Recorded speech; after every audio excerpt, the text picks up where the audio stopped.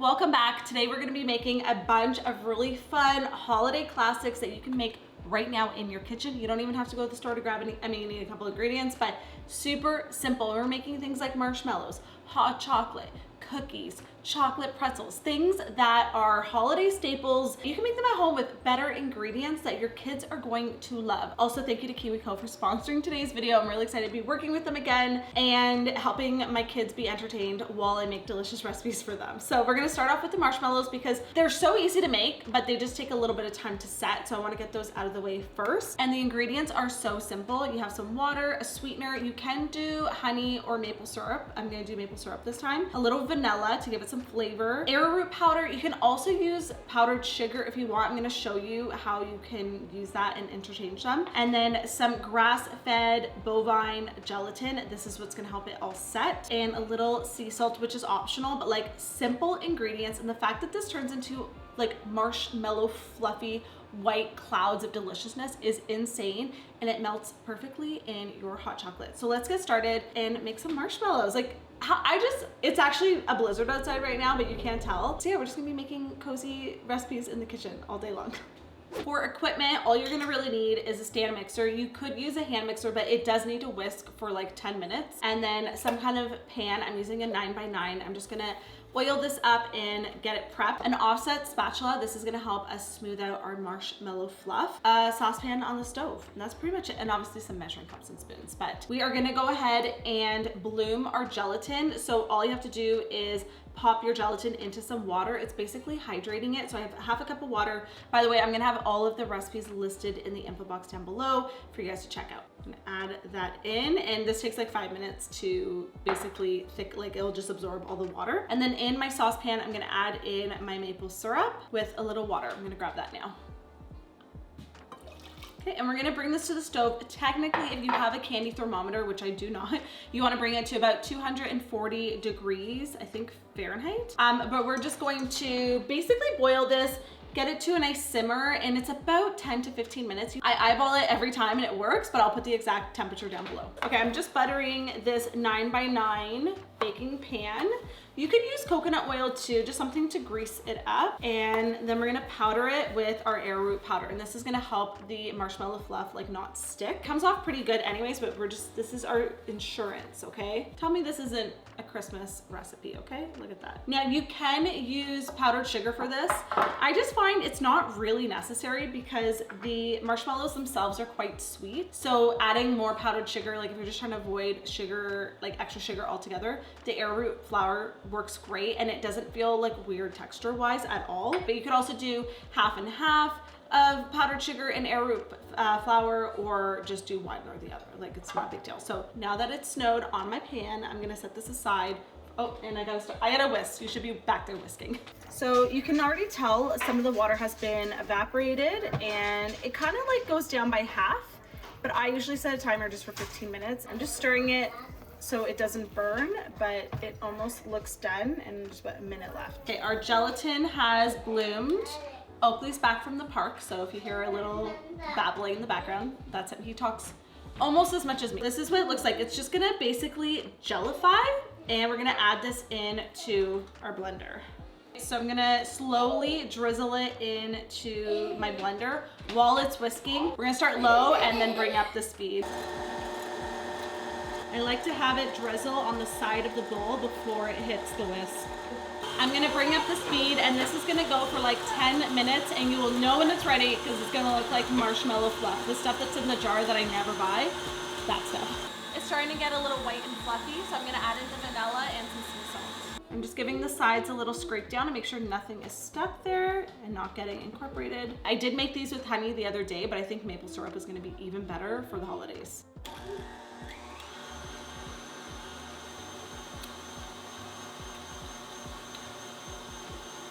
Oh, it's gonna be my best batch.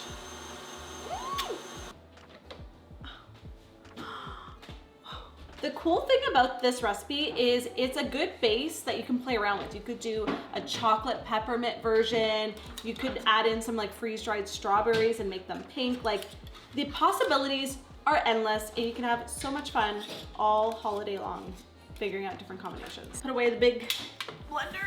transfer this into our prepared baking dish. Tell me this isn't what dreams are made of. Like, this is, I just made clouds. We're gonna get our offset spatula. This is like a holiday baking essential tool, and you're just gonna spread it in. You wanna get it as smooth as possible. Gonna dust them with a little more arrowroot powder. Like I said, you can use powdered sugar if you want, but I don't think it's necessary. And this is just gonna help it from sticking, and it just helps like absorb some of the moisture. And I'm gonna set this aside for about 2 to 3 hours just to set, and then we can cut it up into little marshmallow cubes. Okay, next up we're gonna be making sugar cookies. I was gonna do gingerbread, but I have a recipe for that. I will link it down below for you guys, but we are gonna do sugar cookies. They are a classic, and I really like my recipe because we're just using, even though they're sugar cookies, there's technically no sugar. We're using honey, but we're gonna get some sweetness with some icing sugar on top. I am gonna use powdered sugar for that with a little bit of natural food coloring. But again, we are using the stand mixer. It's a holiday baking essential, okay? Unless you wanna have like really sore muscles all December long, we are relying on some equipment. And honestly, like this and my blender, 2 essentials. Okay, to the blender, we're gonna add some butter. We're gonna cream this together with our sugar, which is the honey, and our vanilla, and we're just gonna cream that for a couple of minutes to get it nice and smooth. Oh, and you wanna make sure your butter is at room temperature so it's softened before you do this. Same thing with your egg. All your ingredients should just be at room temperature. We're gonna add in our egg. I'm just gonna scrape down the edges a little bit because the butter is getting stuck. This recipe has so few ingredients that I thought I was missing something, but I just checked and we are good. We are going to add in our flour now, and then I have some baking powder, and I just put a little sea salt in there too, save on dishes. So I'm just gonna have it on low, and we're gonna do half and half. I don't wanna over mix my batter. So usually like when it's almost done, I like to just go in there with a spatula, finish stirring it together, and then we're gonna actually pop this into the fridge to refrigerate, which is fine because we got more things to make. I'm gonna incorporate this in with the flour. Always the glass breakable stuff. Oh, gentle. Oh, that's loud. Look, it's like real life Play-Doh. Get it, get it, get it, get it. Thank you, Oakley. Thank you. Oh my goodness. Savage. We are back. We made a new dough. Cleaned up all the glass. It was literally everywhere. The recipe is so easy, you can make it again in case your kids put some glass in it. I'm telling you the difference between Sage and Oakley at this age. Like, Sage would never. I'm gonna pop this into the fridge, and then while that's chilling, I'm gonna find something to go cheer up Oakley. He's with Daddy right now. He's a little upset about the glass breaking. Accidents happen, and it's all good, but he didn't take it well. Let me just tell you that. Oakley, you want to open a present?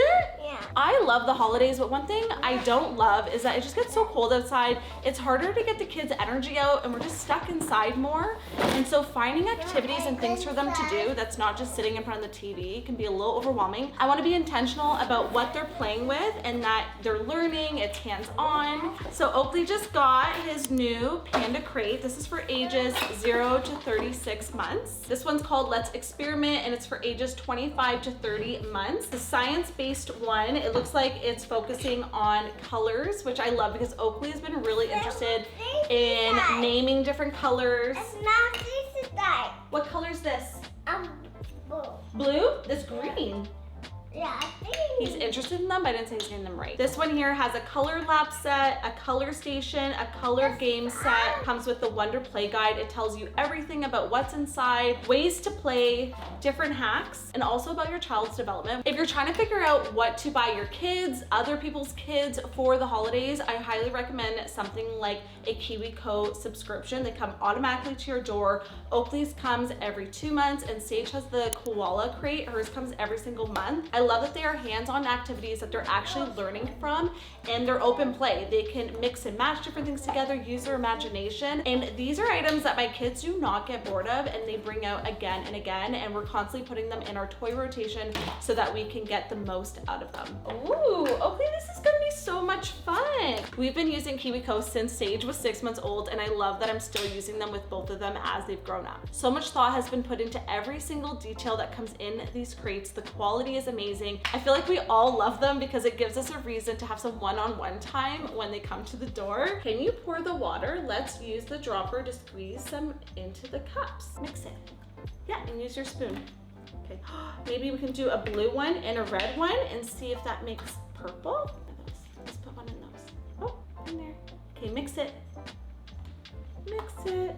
Every crate is designed to spark creativity, grow confidence, and learn a new skill. Look, this is purple. Look, blue and red made purple. Right here. Whoa. Okay, should we do a new one? Here, let's do yellow. Okay, stir it. Mix it, mix it. What color is that? And then look, maybe if we mix the yellow into the blue, it'll make a new color. Okay, and go like this, in that one. Green. You guys can use my code Nicole to save 50% off your first crate when you join a club for kids ages 3 and up, or you can get 20% off for the Panda crate, which is the one that Oakley uses. Head to kiwico.com/healthnut. I'm gonna have everything linked down below for you guys. What if the red goes in the blue? Here, squeeze this one, squeeze. Good job. Okay, get the red. All right, my dough has been chilling.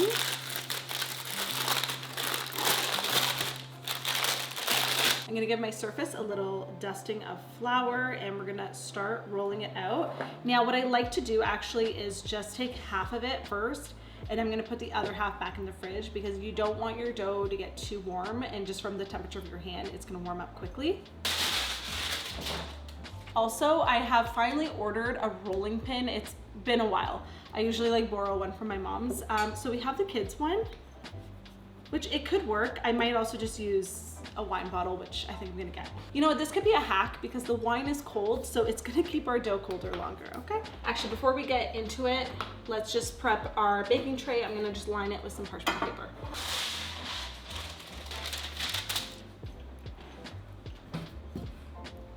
Take all of your cute Christmas cookie cutters. I have some mints, I have a snowflake, star, a gingerbread man, snowman, and a tree. I've collected some over the years. The trick is to configure them in a way that you're using up as much dough as possible before you have to like re-roll it out. I like to get it up really close to the edges, press down and do a little wiggle. And then you have your cookies. You're just gonna lay them out on your prepared baking tray. My oven's preheating to 350 degrees Fahrenheit, and they take about 10 minutes, so not very long, so you can even do them in batches, and then you want them to fully cool before we decorate them. Next up, we are making chocolate pretzels. My 5-year-old is obsessed. 2 things she loves: salty snacks and chocolate, and this is a combination of the two. So we have been making it a couple times after dinner as like a little late night dessert, and they're so easy to make, so I want to show you guys how to do it.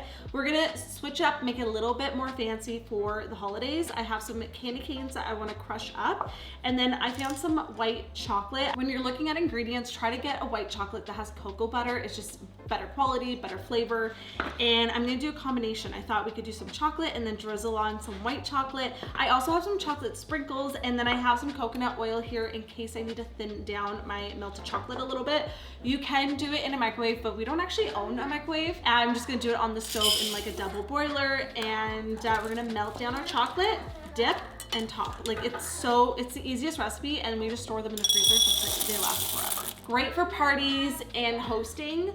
Who doesn't love a chocolate pretzel? While that's melting, I'm gonna crush my candy canes. So there's lots of different methods. I see a lot of people put them in like a plastic bag and then bang it, but I'm like, then you're getting a bunch of plastic in there. So I'm gonna use parchment paper. Smells like peppermint. Let's see, do we have enough? We have enough crush. Okay, now's the fun part. We get to dip our pretzels in the melted chocolate, and then we're gonna decorate them. So I have some crushed candy cane. I have some chocolate sprinkles. Oh, I also do have flaky sea salt. I'm gonna get that. I hid it in the back because we only have a tiny bit left, and I wanted it for the pretzels. You can play around with it. You can do some fully submerged. You can do some half dip. Like we're gonna drizzle some with white chocolate. And I think it looks really pretty on a platter when they're all like a little bit different. And I have a sheet of parchment paper here, it's just gonna help it not get so messy. I'm gonna check on my white chocolate that is melting. While the chocolate is setting, I'm gonna go ahead and sprinkle on some candy cane. Okay. The sprinkles. I think the chocolate sprinkles on the white chocolate will look really pretty. So almost burned the white chocolate, but we are good. I added in a little more coconut oil to save it. Oh, cute. The nice thing about this, it might look messy, but once you put it in the freezer, they all like set. Any excess chocolate just like flakes off and you look like a professional chocolate maker. Can confirm, pretzels and chocolate are delicious. Pretzels are already set. They don't take long in the freezer. I'm just gonna transfer them into a little glass jar. You can just store them in the freezer. I just wanna show you guys what they look like if you're gonna gift them to someone. You could also put them into like one of those like little cookie, like paper cookie boxes that you can get at like the dollar store. And these are so fun to have, like even with just like a glass of milk or a nice hot chocolate, which we're gonna make next. So cute. We're gonna unmold our marshmallows. I honestly feel like this is my best batch. So if you kind of just tug on it, you'll notice that it'll just kind of pull away from the sides. You can even use that offset spatula again and just run it along. And whoop, marshmallow. Oh my gosh. You can dust your knife with a little bit of the arrowroot powder, but honestly, I feel like this one's not as moist as my last batch, but in a good way. I feel like I like the maple syrup better than the honey. So I'm just gonna slice her up. The texture of it is crazy. Okay, and I'm just doing rough measuring. I'm just trying to get them into like little squares. The cool thing about homemade marshmallows is they're also like a little supplement. You're getting some collagen, some protein. They're gut friendly. This is my best batch. They smell so good. Perfect sponginess. They're not too moist. Boop. Like, what? This is the funnest thing I've ever made.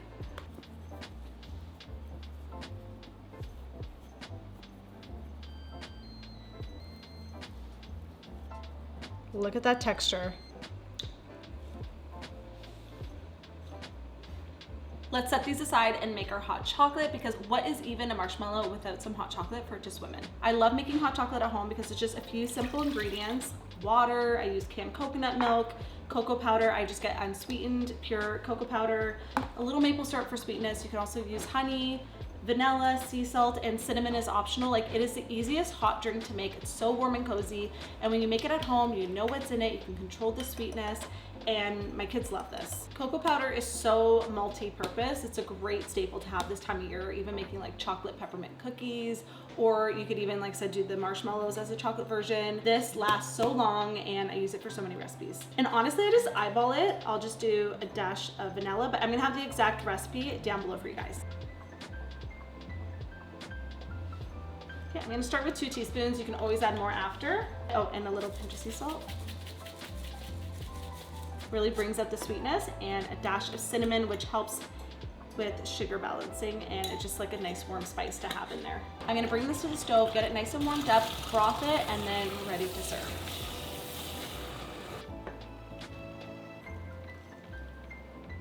Tell me these don't look delicious. Like, Starbucks has nothing on this, okay? We're gonna plop our marshmallows.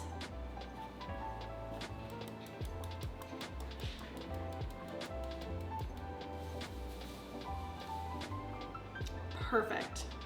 I need a spoon for the marshmallow. Okay, let's try the marshmallow, which is already melting. So good.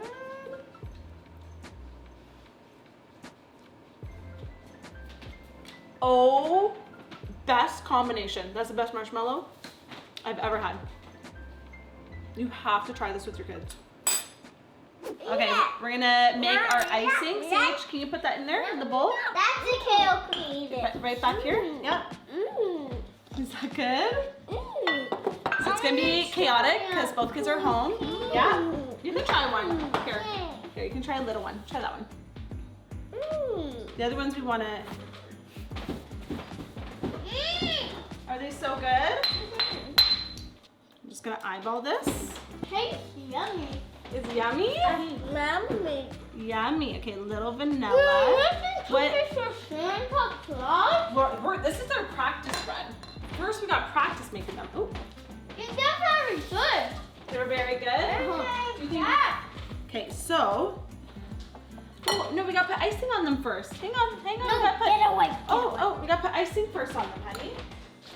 So we're gonna make our base, and then we're gonna add our different colors into the little bowls. Okay. Okay, hang on. I'm gonna add a little bit of milk. Yeah, hang on. I'm having PTSD with these glass bowls right now. I should have sifted the powdered sugar, but we don't have time for that right now. I said red or pink or yellow. I know, but you know what? We're limited to what we have. What we have is what we have right now. It's actually icing? Can Yeah. I try some? Yeah. Very yummy. Okay, maybe we'll do 3 colors.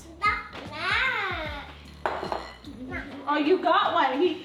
The cookie monster. He's still a cookie. Get 2 yellows. I do it too? Yeah, let me just see what color this is. Looks like purple.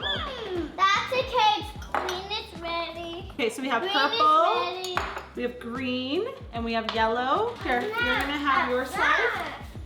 What? Is he getting more? He just took another one. Okay, you can do yours here. Just some relaxing holiday baking. Yellow. Okay, Oakley's I'm gonna do a little different. I'm gonna let Oakley finger paint. You can use your fingers and go tap, tap, tap, tap, tap. Okay, and then we have sprinkles. Oh my gosh. Mama. Yeah, do you wanna do purple snowflake? Mama. Yes. Okay, you know what we can do too? We can go like this. Ooh, that's cool. These are my cookies. You want more, Oakley? Eat the ones so when I'm done eating this, okay?